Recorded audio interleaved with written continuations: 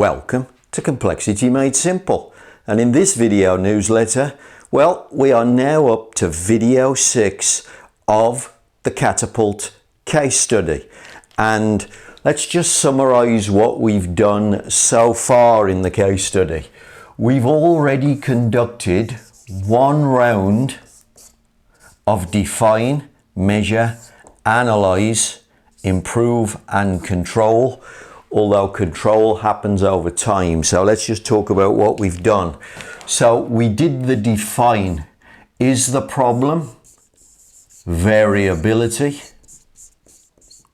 or aim? It's as simple as that on the define. Do I have to move the aim of my process? Do I have to control the variability of my process? As part of the measurement phase, we needed to improve the measurement. We've conducted an MSA and we've put some extra technical controls in order that we can see where the ball is landing. Then, because the problem was variability, what type of analysis did we do? Well, what we did was we did the analysis of the input physics. So the analysis was all about physics. It wasn't mathematical. I wasn't looking at any mathematical response and saying, because X is happening here, I'm getting this mathematical response over here. It was a simple analysis of physics. What tool did we use? We used process flow, cause and effect. We analysed the input physics.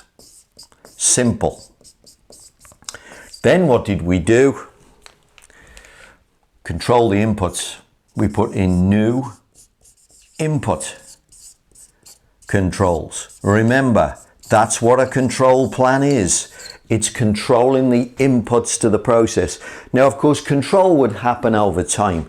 This is where your systems of work kick in, like ISO 9001 audits, 5S audits, that type of thing, process audits, even health and safety audits can be part of the control phase.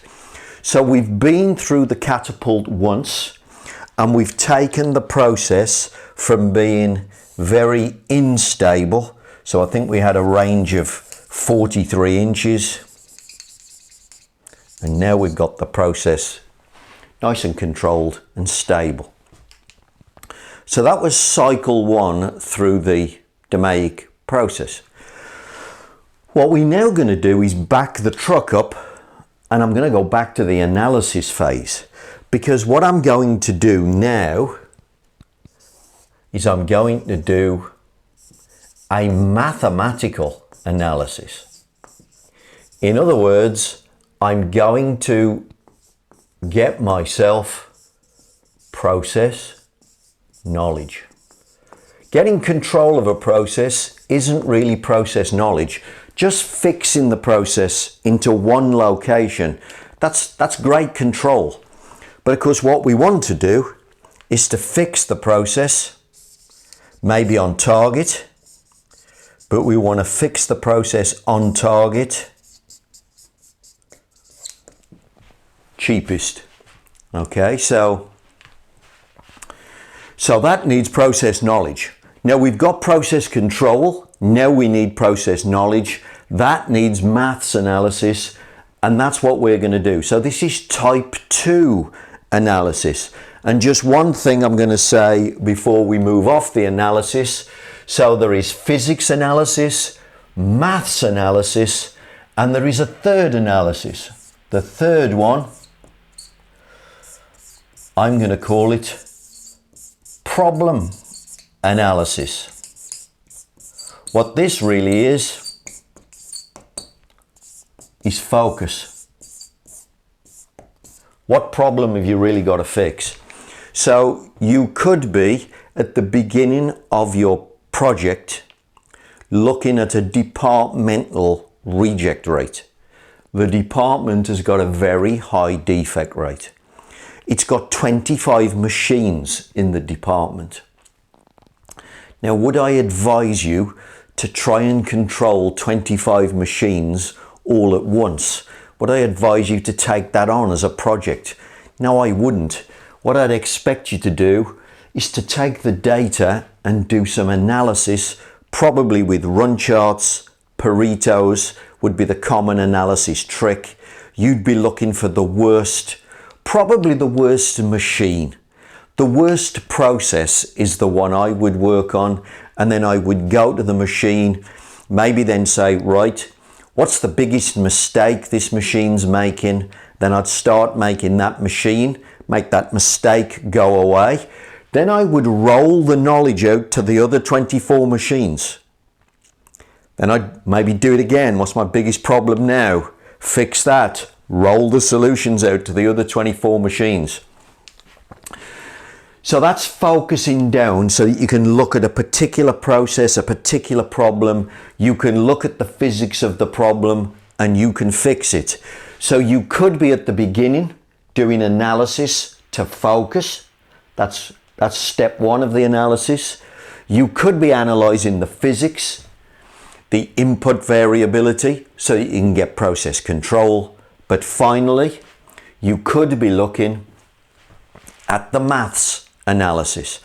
And that's what we're going to be doing in the very next video. So in the next video, what we're going to be doing is going back to the catapult, and I'm going to start to understand what do all the adjustments do to the distance, so that I can put the catapult on target with maybe the cheapest adjustments. Now, in order to make this something that you could follow along with or you could practice with, I'm not going to use my physical catapult like I did in round one. I'm going to use this electronic catapult that's online. So you can see here, look, I'm online. This is on the sigmazone.com website. You can go to the catapult through the menu. You can select, I've just selected it's the single firing catapult. So there is a double cup and there's a single cup. I've selected the single cup. And you can see I've effectively got 5 adjustments that I could analyse, I could understand, I could get process knowledge for. The pullback angle is the obvious one. If I pull this back, I can fire the ball. I've got the cup position. Where's the cup? I can slide that up and down to different places. Then just below that, I've got the elastic position on the arm. I can slide that up and down. If I move to the front of the catapult, I've got that pin position at the front, and I can slide that up and down. And finally, I've got something, I think it's called the firing position, which is this little white stick here at the bottom. And I can move this little white stick backwards and forwards, and it makes the catapult fire a little bit earlier, a little bit later, makes the ball rise into the air a little bit more as well. So 5 adjustments. Now, part of the reason for using the electronic version, this is of course infinitely adjustable. All of these are on a scale. We're not pushing pins in holes. So we have infinite adjustment to land the ball anywhere we like. And in the next video, what you're going to see me do is analyze the pullback angle and create a mathematical model for it, because now we are moving into maths analysis so that we can get deep process knowledge. I'll see you next week in video 7.